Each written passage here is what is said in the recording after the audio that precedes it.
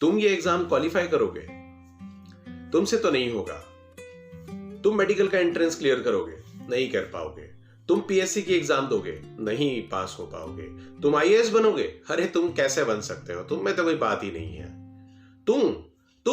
तुम बहुत सारी एग्जाम को जब देने के लिए जब आप प्रयास करते हैं तो कुछ लोग उस पर यह कहते हैं कि ये तुमसे तो ना हो पाएगा भाई, तुम तो इसको क्लियर नहीं कर पाओगे, और वो आपको डिमोरलाइज करते हैं। नमस्ते दोस्तों, खम्मा घड़ी। एक वैज्ञानिक ने अपनी एक बहुत बड़ी रिसर्च लैब बना रखी थी। उस लैब में तरह तरह के उसके पास में जानवर हुआ करते थे, और उन जानवरों में उसने एक बहुत बड़ी संख्या में मेंढकों पर शोध करने के लिए मेंढक जमा कर रखे थे। उसने देखा कि उसके पास तकरीबन 100-150 मेंढकों की एक बहुत बड़ी सी एक कतार फौज बनी पड़ी हुई है। तो उसने ये जानना चाहा कि मेंढक का दिमाग कितना प्रेजेंस ऑफ माइंड जिसको कहा जाता है वो रखता है, जिससे ये पता लगे कि मेंढक के सोचने की क्षमता कैसी होती है। तो उसने एक प्रैक्टिकल करने के लिए सोचा। उसने अपनी रिसर्च लैब में एक पहाड़ का स्ट्रक्चर बनाया।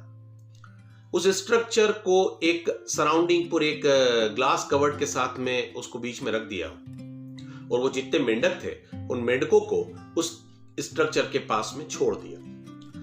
साइंटिस्ट ये देखना चाह रहा था कि इनमें से ये सारे मेंढक क्या करते हैं, इनमें से कौन सा मेंढक इतना दिमाग लगाता है कि वो टॉप तक पहुंच जाए, उस स्ट्रक्चर पहाड़ के उस शिखर तक पहुंच जाए, जिससे पता लगे कि मेंढकों में जीतने की एक जिज्ञासा या टॉप पर पहुंचने की एक आदत होती भी है या नहीं। उसने देखना चालू करा तो बहुत सारे हट्टे कट्टे मेंढक, कुछ सीनियर मेंढक, कुछ बलशाली, अपने आप में तुर्रम, सब तरह के मेंढकों को उसने उसमें डाल दिया।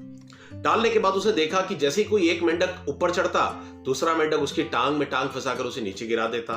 बहुत देर तक ये क्रम चलता रहा और कोई भी मेंढक टॉप पर नहीं जा पा रहा था। तभी उसकी नजर पड़ी कि एक मेंढक पहाड़ के स्ट्रक्चर की दूसरी तरफ से ऊपर चढ़ने की कोशिश कर रहा है। उसको कुछ लोग नीचे की जरूर गिरा रहे थे, बार बार उसकी टांग खींच रहे थे और टर टर टर टर टर की आवाज निकालकर उसे बार बार डिमोरलाइज करने की कोशिश कर रहे थे।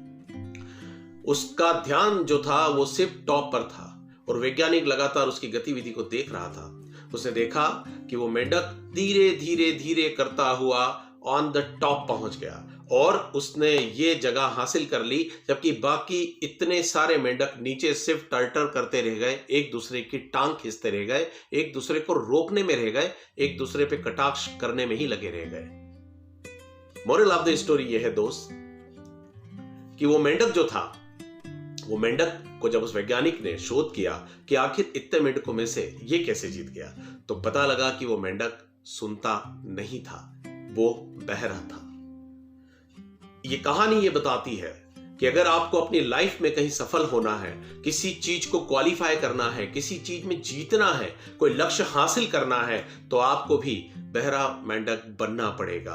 क्योंकि लोग आपको कभी भी इस बात के लिए प्रोत्साहित नहीं करेंगे कि आप किसी टॉप लेवल पे अपने दम से पहुंच जाएं। वो कदम कदम पर आपको डिमोरलाइज करेंगे, आपका मनोबल गिराएंगे, आपको ये बताने की कोशिश करेंगे कि आप ये सब नहीं कर सकते। लेकिन याद रखिएगा, जिस दिन आप कुछ बनकर दिखा देंगे, जिस दिन आप कुछ बन जाएंगे, उसी दिन यही लोग यही कहेंगे कि हम तो जानते थे कि इस बंदे में कोई बात है, ये बंदी के अंदर कोई बात है जो ये कर सकती थी।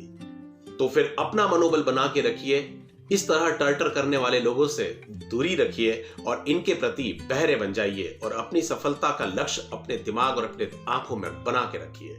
जुड़े रहिए। जय हिंद, वंदे मातरम, स्टे कनेक्टेड।